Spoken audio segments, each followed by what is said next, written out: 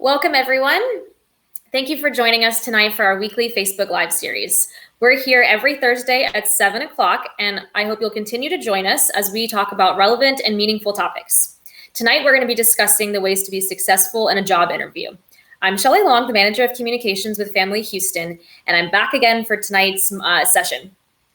Before I start asking our guest questions, if you have anything you want to know about job interviewing, feel free to drop in your questions or comments in the comment box, and we'll be happy to address them at the end. So tonight I am joined by Sonia Reeves. She is a Family Houston employment coach, and she's been one for 3 years. Prior to that, she was a Family Houston financial coach for 5 years. She obtained her bachelor's in business marketing at Texas State University, and she has a passion for clients and families to succeed, and that motivated her to leave the corporate banking world and transition to the nonprofit sector, which we lucked out because then she joined us. So she knows she can make a difference. She is fluent in Spanish and enjoys helping those that are transitioning into other careers, looking for additional vocational training, re-entering the workplace, maybe those who are just out of college, or individuals who are from other countries that are trying to get into the workplace. So Sonia, I would like to welcome you and thank you for joining me tonight. Hi, Shelley. So before we get started, I just kind of want to ask a quick question. Now, I know we're in the middle still of COVID-19, and I know unemployment is an all-time high. Are people still hiring right now? Is this even a relevant topic that we're talking about? Shelley, absolutely. There are several employers hiring right now. You just have to look at the right areas. The job platforms are the ones that you have to focus on. If there are people out there that would love to speak with Family Houston, and we can sit down and talk to them about what those are, but quickly, work in Texas is a big one. We are constantly sending out hot jobs. I'm always sending out Hotmail lists on those. And then, of course, Indeed is a big one. And LinkedIn. And so there's plenty of jobs out there. Please don't think that there are not any jobs. There really are. And we'd love to help you find them. Perfect. So I'm going to jump right in then, since now we know that people are hiring. What are some general tips that people can do to prepare for a job interview? Well, Shelley, the first thing that I'd like to talk about is you need to do your research. Always do your research on a company before you head into an interview. Wouldn't it be a shame to get hired only to discover that you do not want to work there? At the very least, research information about the company and the job, and do a Google search for current news on the company. Some important information to look for includes what are the latest projects being carried out by the employer, how financially stable the employer is, and how well they treat their employees. So that's the first tip. The second tip is prepare to tell stories. So part of a successful job interview is your ability to market your experiences and skills as they relate to the job described. And a great way to do that is by telling stories to illustrate your experiences and successes with those skills.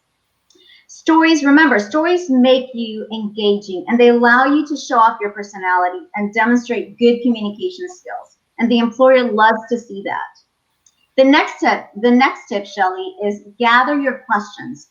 A classic recruiter pet peeve is the part of the interview when they wonder out loud, the interviewee, when they wonder out loud if you have any questions for them. And if you simply say no, that can be a big strike against you. And we'll talk a little bit more about that later.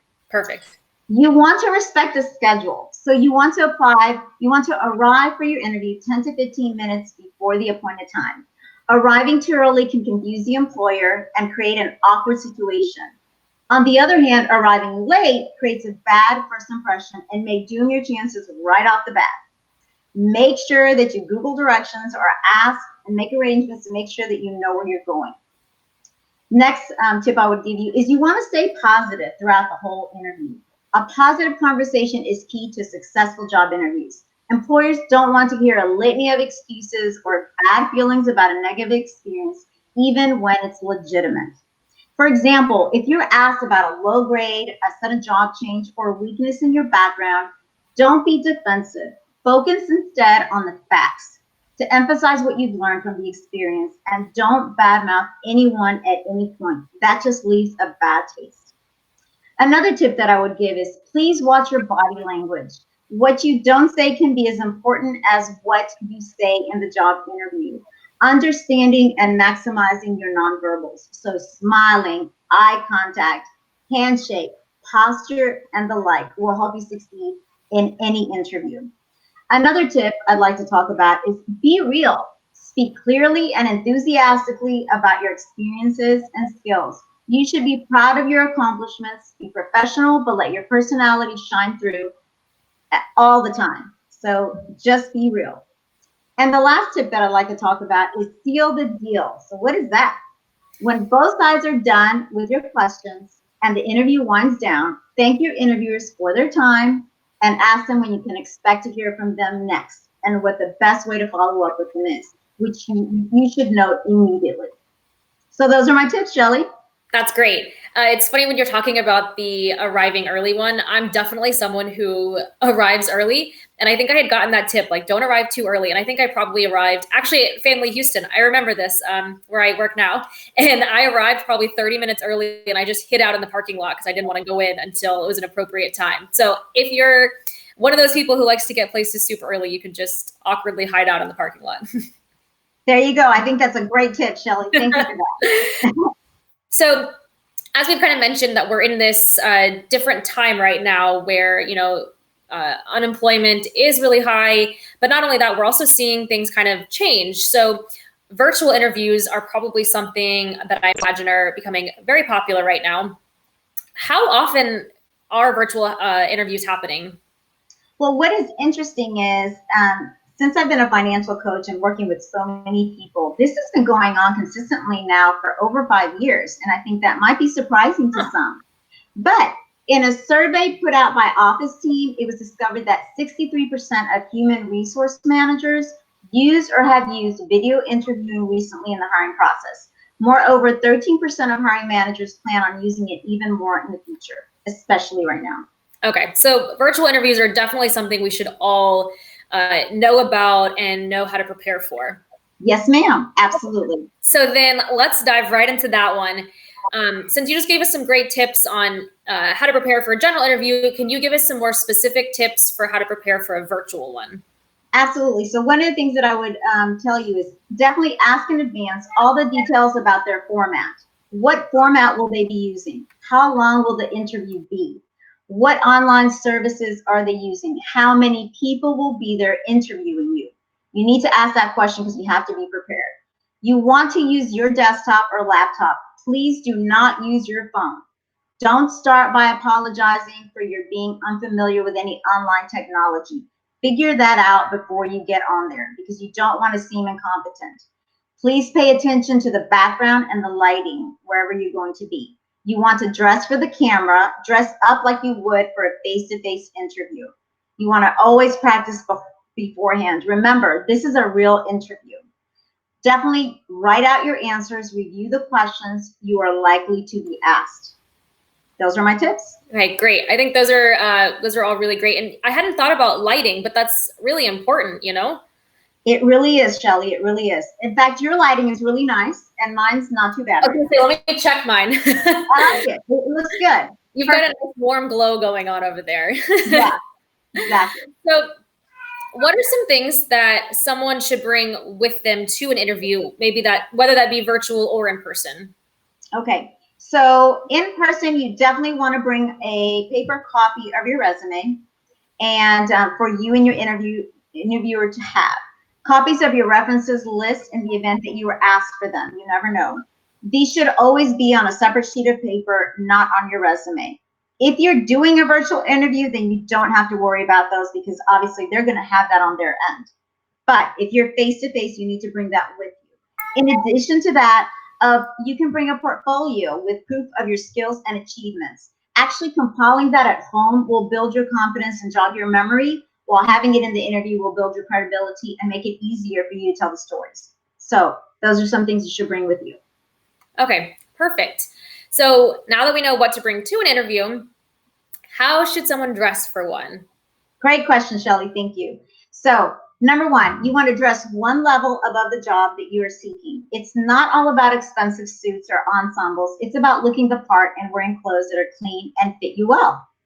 If you are unsure of the dress code at the company where you are interviewing, reach out to the recruiter and just ask. Once you might have a general idea, be sure to choose something that will make you feel confident. Decide what you wear the night before so you won't rush at the last minute. Lay out your clothes and make sure everything is cleaned and pressed. And you have to realize too that you're not going to wear the same outfit that you would in an ad agency as you would to a law office, right? And also, you want to wear something that is comfortable because discomfort will show during your job interview. So don't wear something new that you've never worn before. They're going to notice that. So wear something comfortable and very professional. You want to make sure you have cleaned and trimmed fingernails. You want to use minimal cologne and makeup and perfume, and be sure to have fresh breath if it's face-to-face.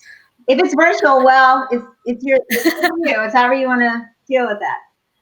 Never interview with gum or candy in your mouth, and make sure that your phone is completely off.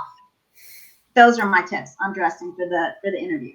Those are great. I imagine there have been many people who are watching right now who have probably had some of those done where maybe they forgot to turn their phone off or something like that and have had some of those mess ups. But we all learn from our mistakes, and we can share our mistakes with others, so hopefully others can learn and not do those things. Absolutely, Shelly. Absolutely. All right. So since you've kind of talked a bit about how to dress for the interview, all those kinds of things, let's talk a little bit about what's going to happen when someone's actually in the interview. Maybe some of the questions that someone might get during one. Absolutely, Shelly. So some of the questions, when a lot of my clients want to know what the questions are, and I help them as much as I can. So I always tell them, wouldn't it be great if you knew exactly what questions a hiring manager would be wanting to ask you in your next interview? I don't recommend having a canned response for every interview question, but I do recommend spending time getting comfortable with what you might be asked. What hiring managers are really looking for in your response is what it takes to show that you're the right person for the job. That's simply what they're looking for, okay? One of the biggest questions that you always get asked is, tell me about yourself.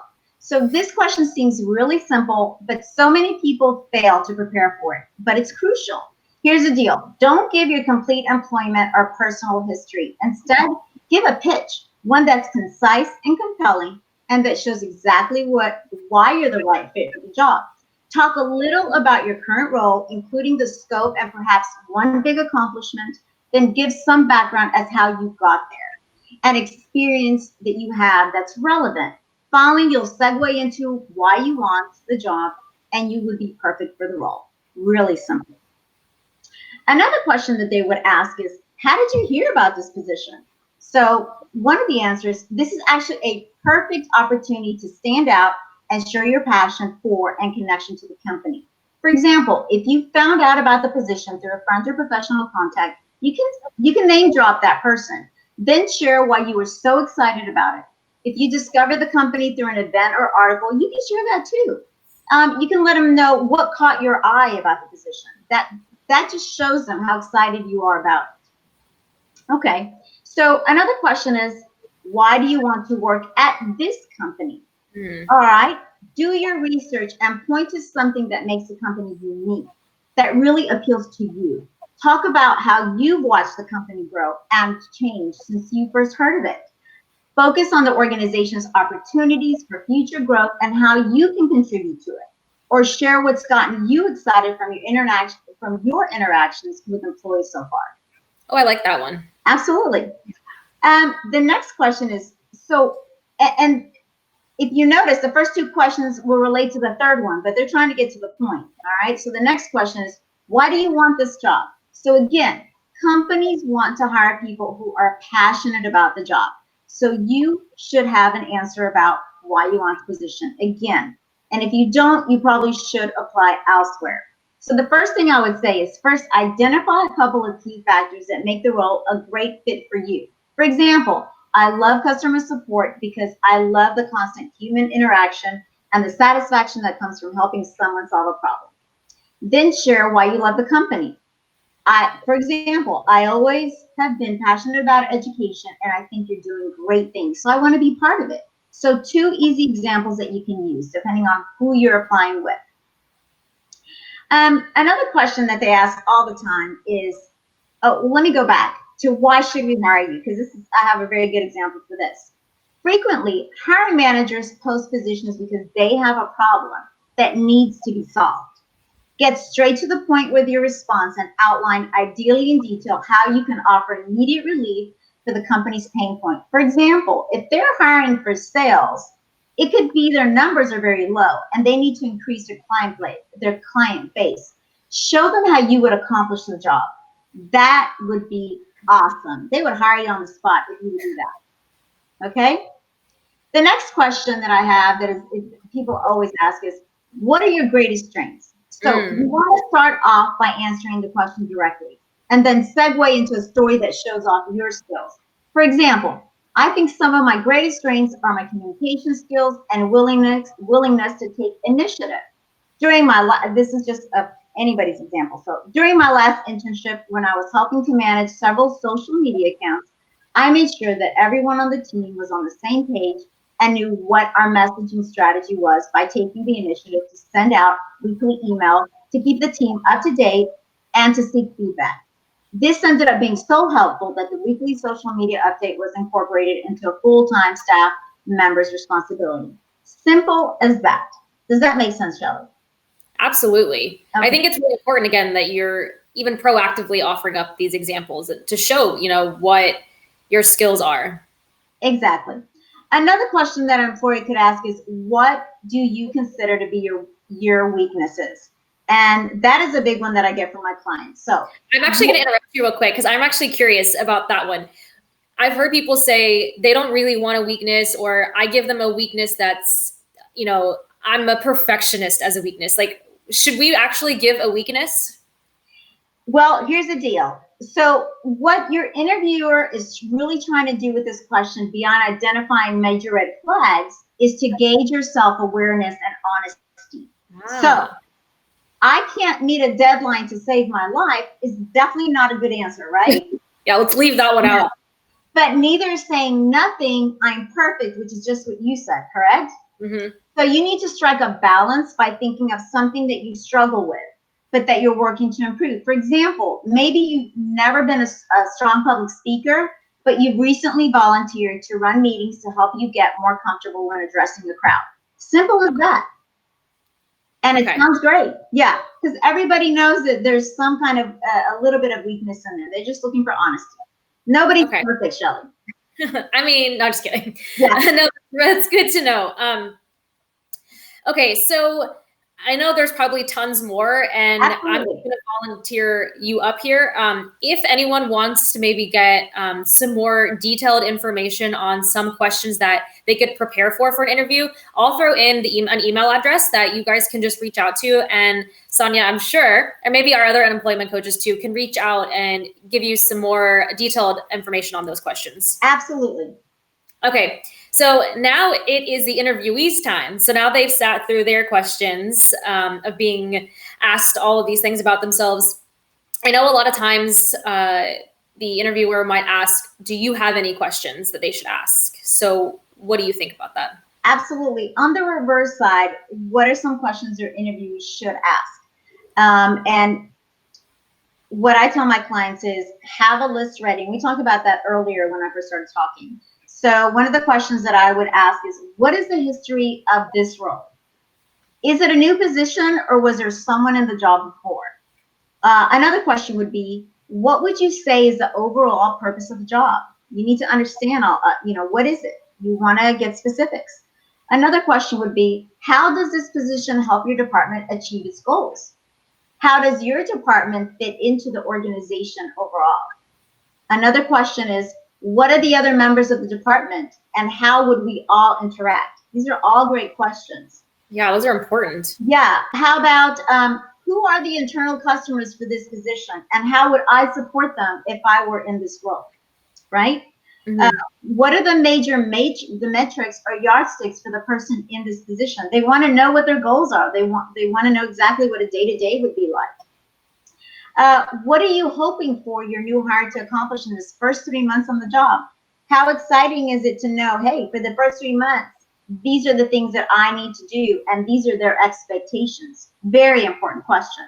Yeah, definitely. Yeah. So what would you say is their role? I mentioned the purpose of the job. And let's see, what's another good one that I can think of? What do you see as the major goals for the person in this role over the next year? That's a very important question for you to know. Yeah. How do you anticipate interacting with your new hire? Do you have a weekly one-on-one meeting, or do you mostly rely on email or something else? You want to be prepared for that. You want to know the answer to that, so you can prepare yourself. What are their working hours, and your expectations for overtime? What sorts of technology will your new employee be using on the job? So these are some of examples that you need to write them down. These are some of my examples that I give to my clients, but there's definitely plenty more that you can write down if it's something that's very important to you.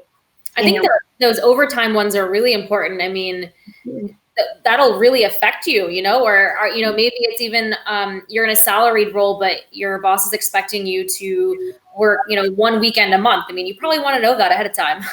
You definitely need to know that, because everybody has a different lifestyle. You know, you might have a big family that you're responsible for. I mean, there's just so many different variables. So yes, these are very important questions.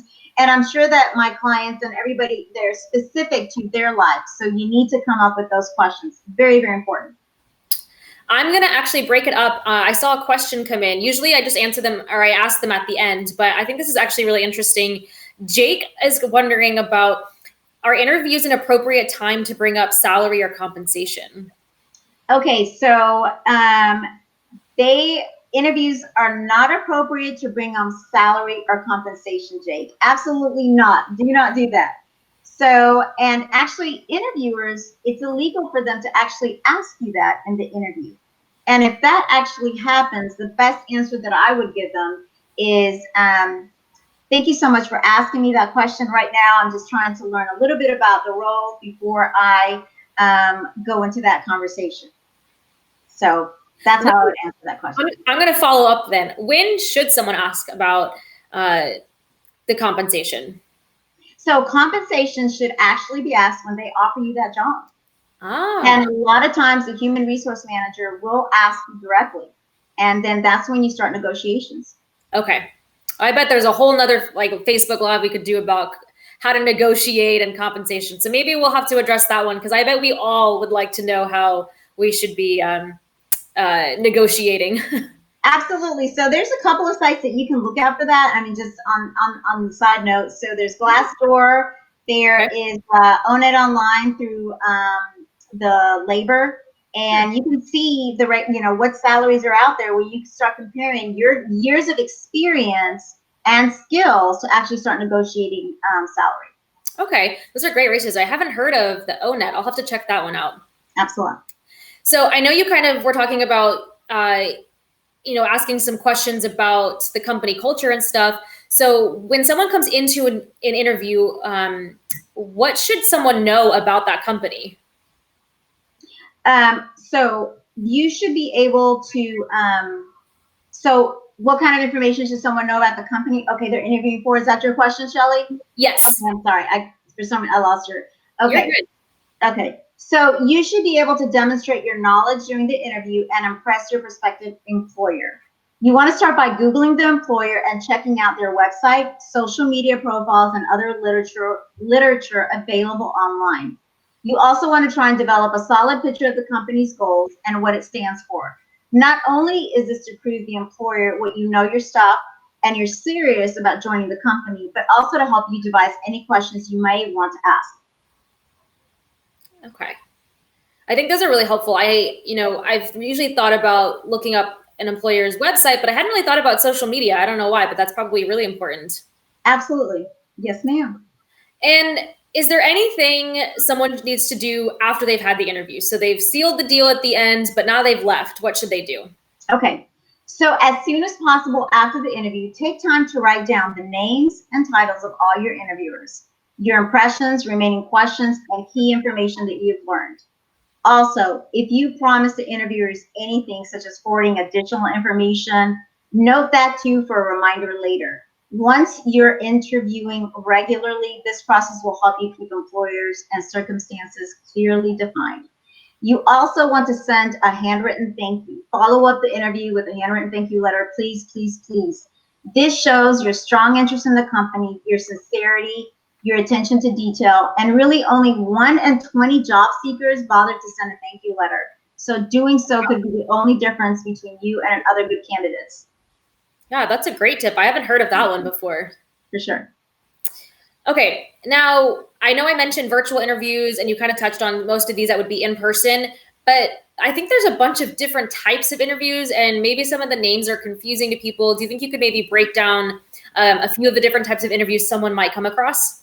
Absolutely, Shelly. Thanks for that question. So there's the traditional interview. This is a scenario you'll face most often. You sit down with a solo interviewer and answer a series of questions designed to help her figure out if you're a great candidate for the job. That's the traditional interview. Then there's a phone interview, asked for phone interview. A call is typically a first round screening to see if you're fit to come in for a full interview. So nailing it is the key to go to the second round. You'll want to prepare just as you would for an in-person interview with some key adjustments for any phone format. Then there's a Skype interview or any other format that they would just a face-to-face. Skype interviews take the phone screening interview to the next level, and they're becoming a regular part of the job application process for many companies, which we already discussed earlier. So please be prepared. And we do a lot of training for that with our clients at Family Houston. So from choosing the right, I'm sorry? I don't think I knew that. And that's a really great way. I mean, those are things you wouldn't have normally known about or know how to practice.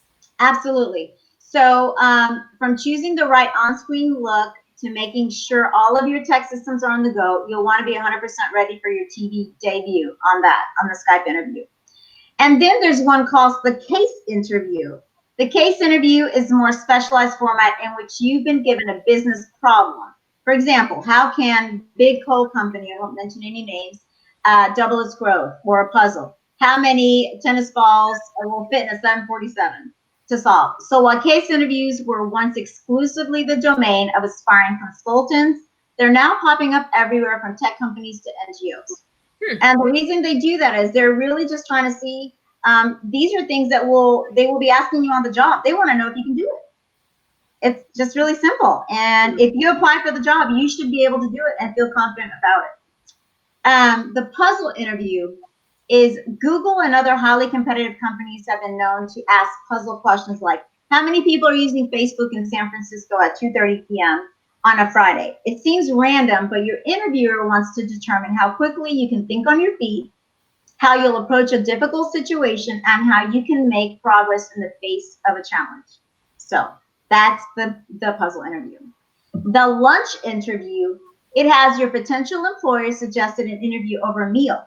That's a good sign. It usually means he or she wants to learn a little bit more about you and how you act outside of the office. So just to highlight your strengths and accomplishments while you're trying to maneuver a mouthful of a chicken salad or something. So that's the lunch interview. The group interview, group interviews aren't so common, but you might find them for sales roles, internships, nonprofits, that was me for group interview, or other positions in which the company is hiring multiple people for the same job. I'm sorry, that would be for multiple people. Okay. So the key here is, how do you catch the hiring manager's eyes when you're part of a group?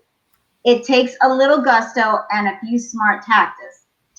So you have to practice. You have to know what you're talking about and answer those questions and stand out. The working interview. In some industries, writing, engineering, or even sales, you may be asked to complete an actual job task as part of the interview. Basically, your interviewers, like I said earlier, don't want you to tell them you can do the job. They want to see that you can do the job. So that's the working interview. The firing squad interview. Ooh. Yeah, right? If you'll be reporting to several people or working with a team, it's not uncommon to meet with multiple interviewers all at the same time. It sounds nice because you only have to answer these tough questions once, but it can also be tricky to make a strong connection with each decision maker. So that's the firing squad. And then the last one is the career fair interview. And I know a lot of us have been out there. If you're attending career fairs as part of your job hunt, get ready for an impromptu interview where you only have 10 or even less, I'll say 10 minutes to sell yourself to the recruiter for a chance to come in for a full interview. So you have to be prepared for those too, because someone could just pick up your resume and say, I have some questions for you. Can you please wow me for like 10 minutes? And yeah. And if you're practicing and you have done your preparation, you may find yourself with a job. So there you go. I'm actually personally curious about one of those. So the one you mentioned, I'm already blanking on the name, but like where you're going to give an assignment. Are there times that, this could be just a personal opinion of yours from your experience, where that might not be appropriate? Or is there a time when, I think there's been some controversy, or I've heard like differing opinions on if people should really be asking you to do this work for free for them. So is there a way you could probably handle that, or a way to gauge if they are handling it in an appropriate manner? Oh, you mean on the working interview? Yes.